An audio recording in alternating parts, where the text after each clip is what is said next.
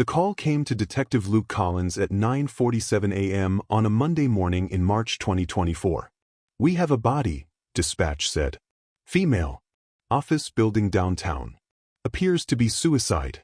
Overdose with alcohol." Collins had been doing this for 17 years. He knew what suicide looked like.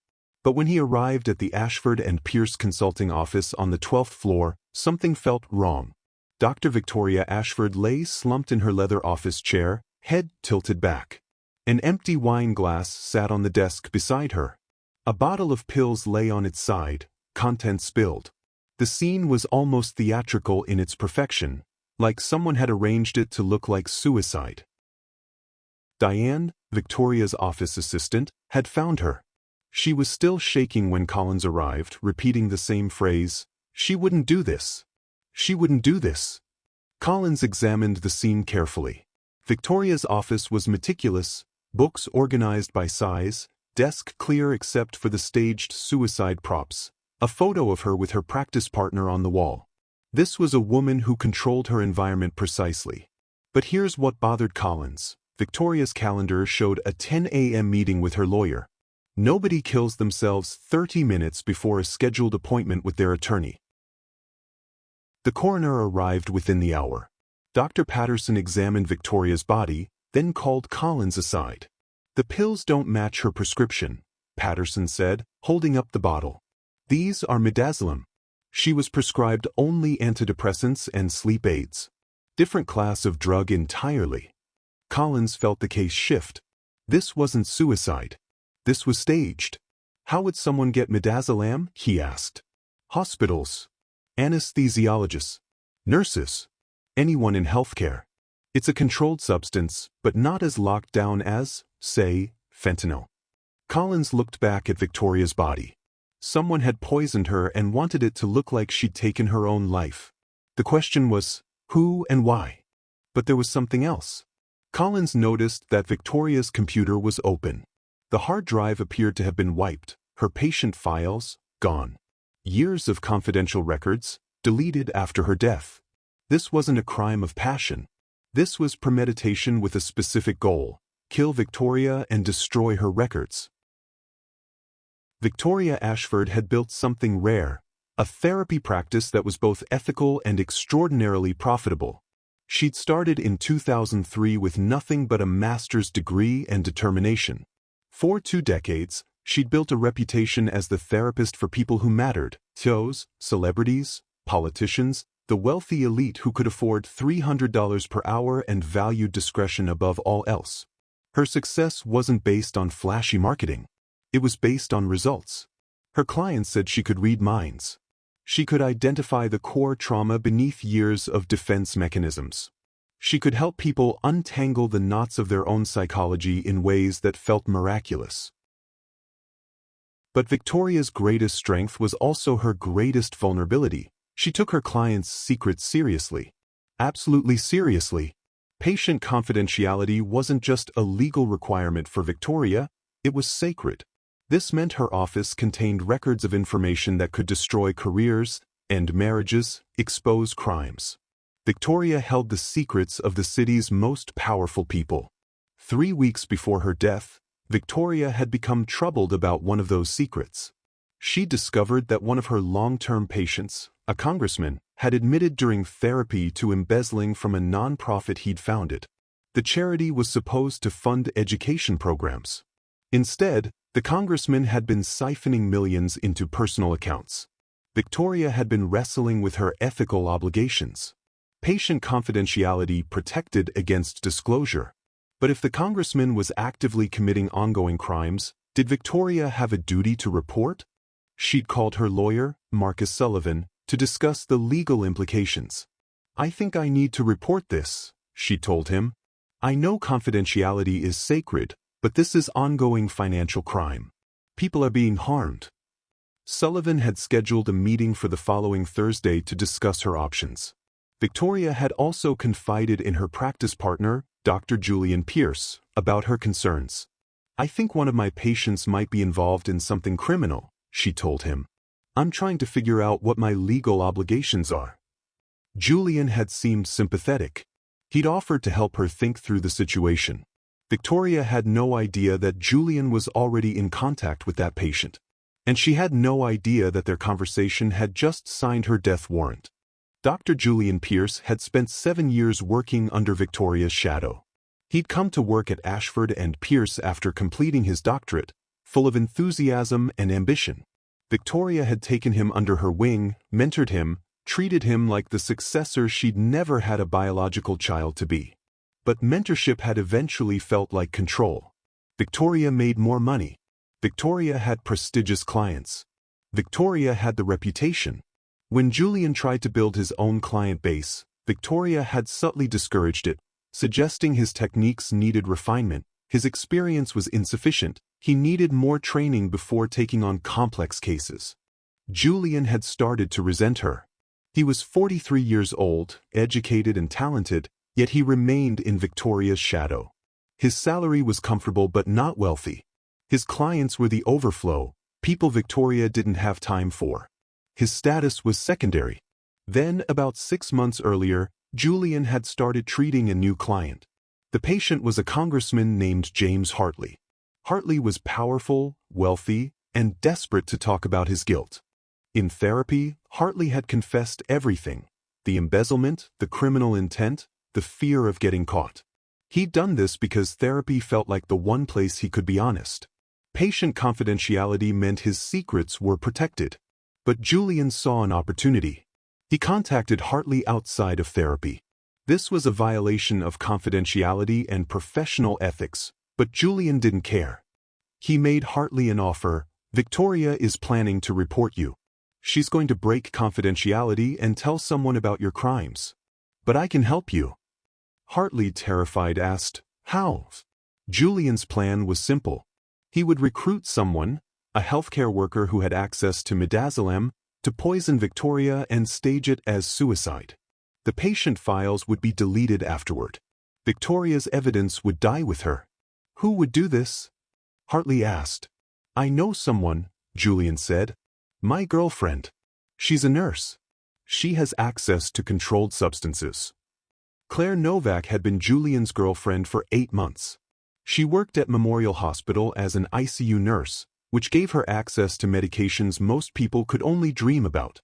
She was intelligent, ambitious, and increasingly aware that Julian was financially struggling despite his prestigious education.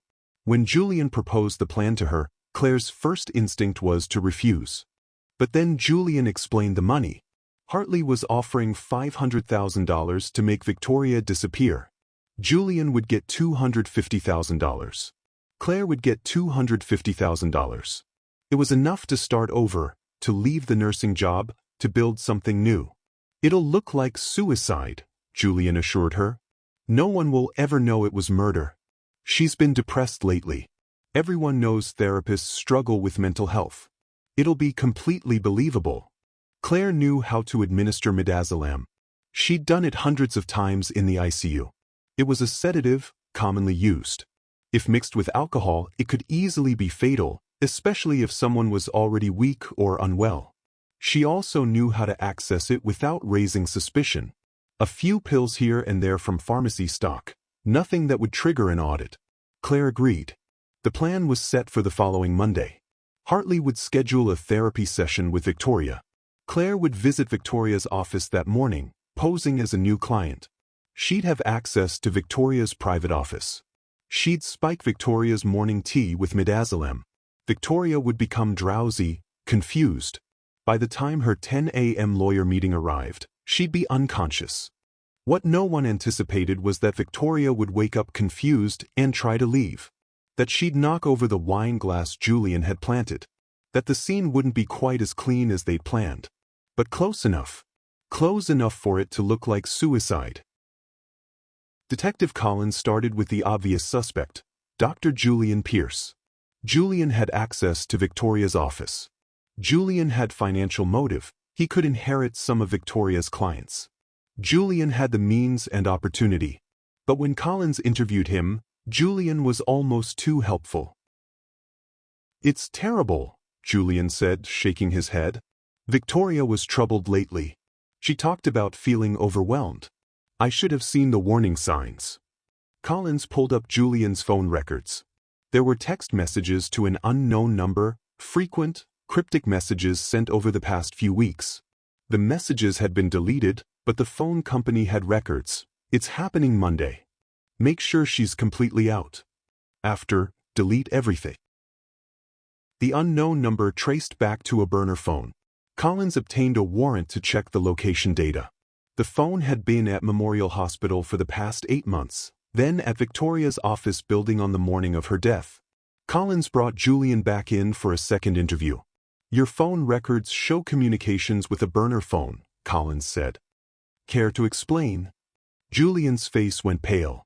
He immediately requested for a lawyer. But while waiting for the lawyer, Julian broke. He confessed to contacting Congressman Hartley. He confessed to the plan. But he insisted, I didn't actually do it. Claire, my girlfriend, she's the one who poisoned Victoria. I just helped plan it. Collins arrested Julian on conspiracy charges and immediately moved to bring in Claire Novak. Claire Novak's apartment was modest for someone making a nurse's salary. But that was about to change. When Collins arrested her, he found $50,000 in cash hidden in her closet. She also had a plane ticket to Costa Rica, departure date 2 days away. In interrogation, Claire was calm. Almost eerily calm.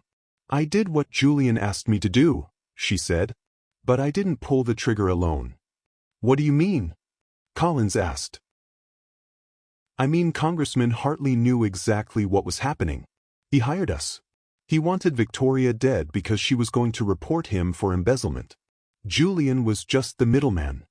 Collins realized the conspiracy went deeper than he'd thought. This wasn't just Julian and Claire acting independently. This was an organized plot involving a congressman with resources and motive. Collins obtained a warrant to search Victoria's office. The hard drive had been wiped, but IT forensics recovered deleted files from the backup system.